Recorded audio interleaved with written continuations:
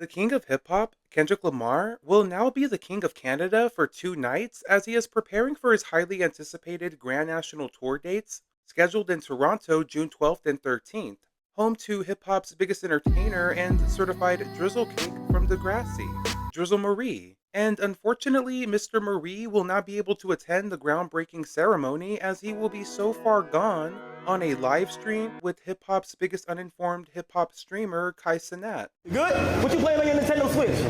Smash. Smash Bros? Wally. Oh my god, that was somebody crazy. Wale? What he do?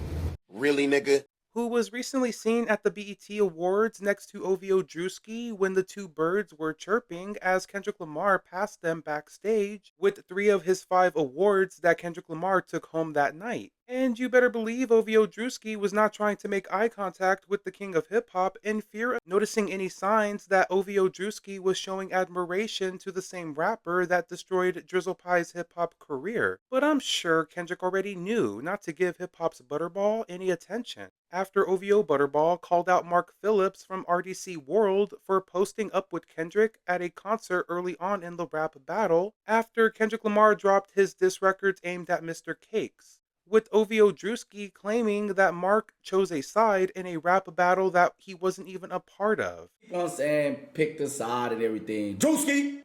Low key, if you say it like that, you pick the side because you told me I picked the side. But it's quite clear that Drizzle Cake is trying to play no face and be distracted from Kendrick Lamar taking over his city and country by clicking up with Kai Cenat for a live stream scheduled ironically on June 12th. And will make the 69 War God feel better about himself being with the cool kids from Sierra Canyon High School all the way to the colleges, allegedly, who admire the Ovio's music. And strategically, I think Mr. Marie is trying to control the narrative with the younger demographic of hip-hop fans who might tune in to watch Drizzle Cake get a little spicy, where Drizzle Cake might throw some subliminal shots towards K-Dot on his live stream with Kai Cenat. But unfortunately for Drizzle Cake, any momentum on his live stream will be diminished as soon as videos pop out online of Kendrick popping out live in front of a packed Rogers Center with the adoring fans from the floor level all the way to the bleachers screaming, "Wop, wop, wop, wop, wop, that fuck 'em up.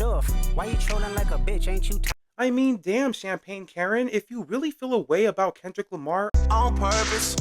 why don't you just release a new diss track with more false accusations against Kendrick? Oh wait, that's right, Drizzle Pie might not want to do that, since he started a lawsuit against his own record label, UMG, and his rich baby daddy, Lucien Grange, for defamation of Drizzle Cake's character on Kendrick Lamar's Not Like Us record, which is leaving the hip-hop world and the hip-hop industry in shambles. So it would be pretty hypocritical for the sensitive rapper in his pajama clothes to diss Kendrick Lamar at this point.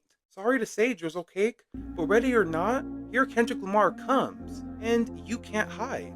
Ready or not, you can't hide. Because he's gonna Find you and take it slow. And I wonder if hip-hop's certified OVO chipmunk, DJ Academics, also known as DJ Squirrel, will hide again in the suite section for Kendrick Lamar's Toronto concert like how he did in Detroit when he was confronted by Kendrick Lamar's manager, Anthony Saleh, and business partner for PG Lang, Dave Free. I hope DJ Squirrel doesn't get caught lacking again, being left lost and turned out like Olivia in these Toronto streets. Lost and turned out.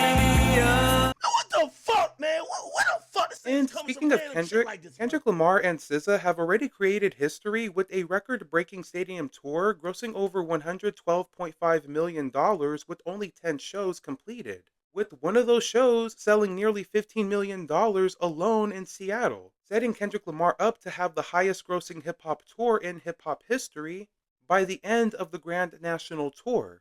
And make no mistake, Kendrick Lamar will also make history at Rogers Center, being the first time that any hip-hop artist has headlined a concert in the stadium. But it's very possible that Kendrick Lamar and SZA can do more than just break history in Toronto by doing something legendary for their 2 nights in Toronto that will make them nights to remember like Shalamar.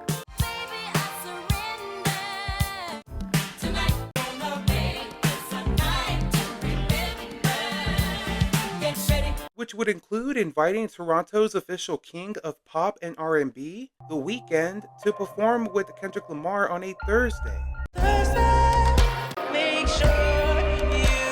More specifically on June 12th, where the two music icons can perform their sleeper classic, Sidewalks, from The Weeknd's 2016 Starboy project, which would be the first time the two performed their song together since 9 years ago when they performed the record at a Vivo concert in Los Angeles, December 17th, 2016. And we already know with Kendrick Lamar and SZA, they are going to electrify Toronto, but imagine having Kendrick Lamar and The Weeknd pop out for 3 minutes on that Canadian stage. It will truly make it a moment for life moment for the city of Toronto and a memory that the king of Degrassi, Jimmy, can't walk or roll away from. Whatever it takes, I know that Jimmy will make it through.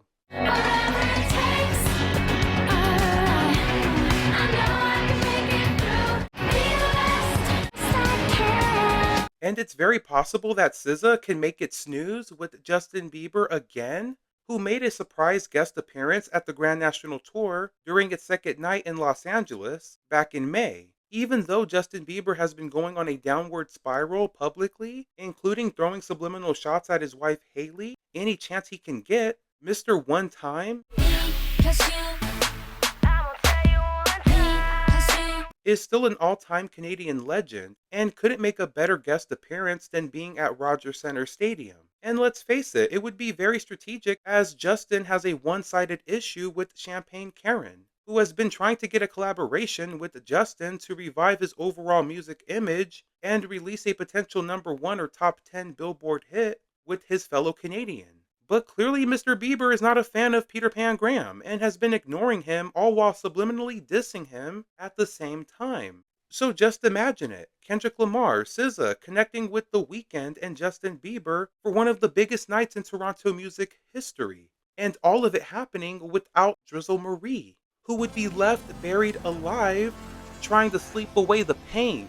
I fall asleep, cut you because you are the devil. What a time to be alive.